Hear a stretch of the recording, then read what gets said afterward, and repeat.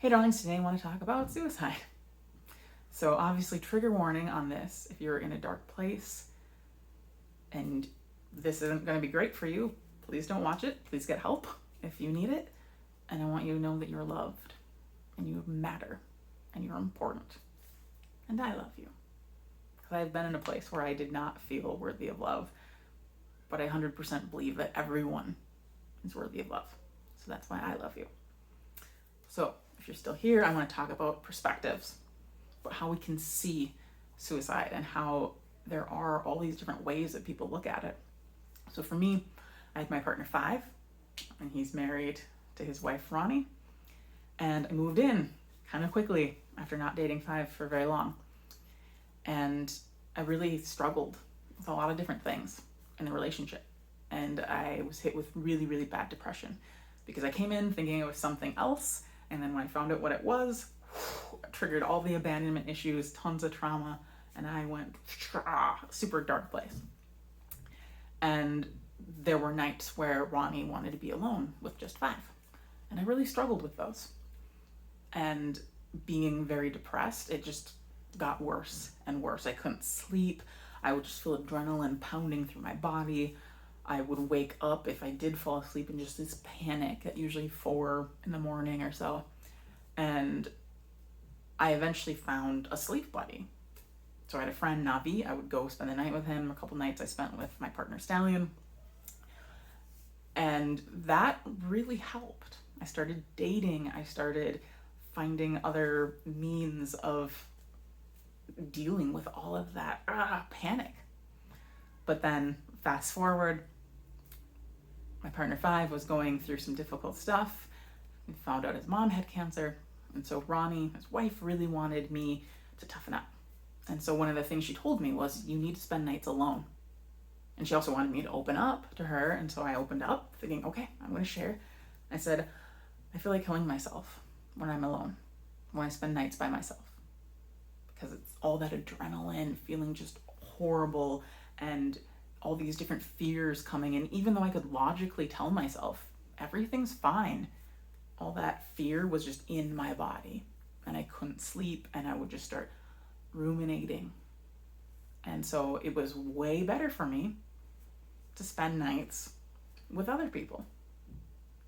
And so I felt really odd that I wasn't asking for nights with 5, wasn't asking for every night with him, that I had gone out and found other people to spend nights with. And then I was being told, no, you need to spend nights alone. And when I opened up about how I had a really hard time with that, she was really upset and said, that's a threat. I hate that. It's manipulative. And I was really confused at the time, but then as I thought about it, I realized, yeah, she could really see it like that, because there are so many people who will use suicide as a threat or a way to get their way. They'll say, don't leave me or I'll off myself. And so I can see how someone would feel really trapped if they were with someone who was like that. And 5 felt really trapped because he wanted more time with Ronnie. He would go to her and tell her, I want more time with you, and I don't know how to get it because I don't want to make Kira upset. I don't want to set her off. And hearing that hurts my heart in a way I can't describe. And it sucks because I know for me, it wasn't a way to get anything. I shared that I was in that dark place because it was really scary. And I wanted to say, hey, I am hurting so much. This is what's going on in me. And I found other outlets. I had my friend Navi. I had my partner Stallion that I would go see. And so I wasn't asking anything of them. And so it was confusing to be told, you have to be alone, because it was supposed to build me up, create some strength in me. But I was thinking, I am so not strong that I can't do that. I couldn't at that point. Now I can. But yeah, I can see how it would be so hard and it would feel controlling. But I know from my perspective that I was in that dark place. I loathed myself most of the time in a way I've never experienced before. And I knew I was hurting them with my fears, and I didn't know how to get out of them. Like I said, logically, I could think, everything's fine. You're totally okay. But my body, not sending that message whatsoever. And so for me, I thought it would actually be a benefit to them if I did it. I thought that it would make their lives better. And I knew that I was hurting Ronnie. And I thought, well, I could just leave. But I felt so connected with 5. I didn't know how I could survive that. So I thought, this is the way to do that. And I knew 5 would be sad. But I thought, it will be a benefit in the long run. He'll grieve some, but he'll have Ronnie. And they had been kind of shaky. And I thought, this will bring them together. Nothing like trauma to... And I literally believed that it would be good. And I thought maybe my mom would be a little bit sad. I was really, really hermity, so I didn't think my friends would care. I kind of said goodbye to them when I was doing the planning stages. I have a group chat and I told everyone, I love you. I'm so sorry I've been hermity. I've really appreciated all of you.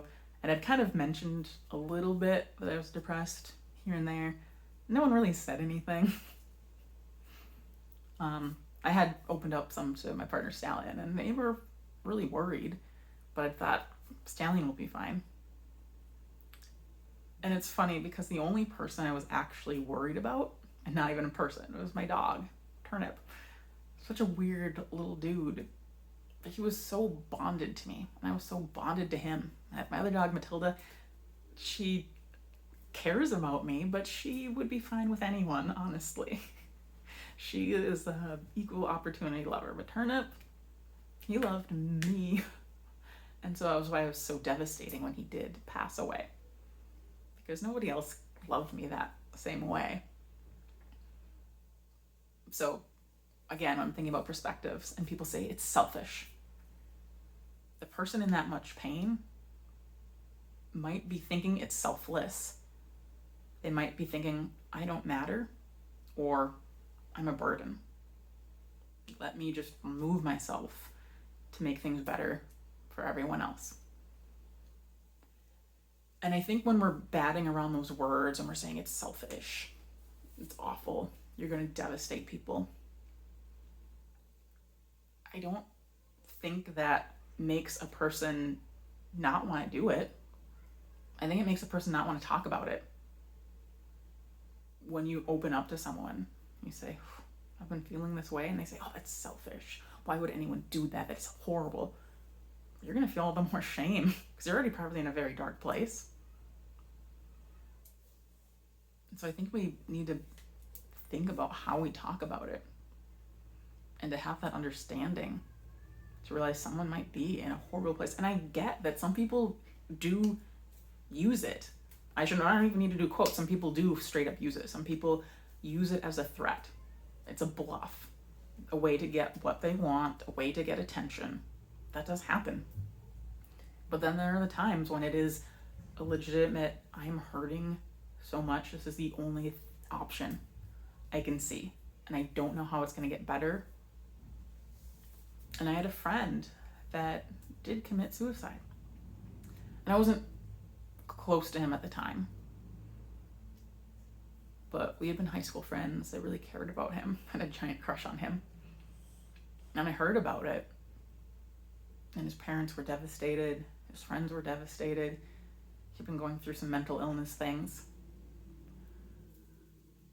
But I remember when I heard about it, I thought, buddy, I get it. I get it more than you know. And I don't begrudge you for a single second. I know people are devastated. I know people are so hurt. And my heart hurts for them because that's not okay that they had to go through that. But dude, I have felt that pain. And I hope that you are at peace. Because I think you can still be so hurt and you can be angry if somebody does that. But I think figuring out that compassion piece too of what were they going through?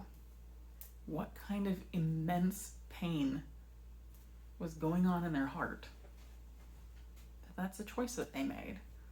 So instead of flinging around the selfish word, is there a way we can have more compassion while still honoring the hurts in us? I feel like there is. I feel like it's a weird, delicate balance. Figuring out what perspective is right. Because I think in my case, it was all right in a way.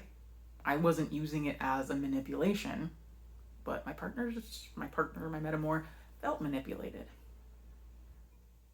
And I feel awful about that. And I don't like the hurt that they had. And that was part of why I wanted to do it. But I just wanted to share those different perspectives. So, yeah. Okay, bye.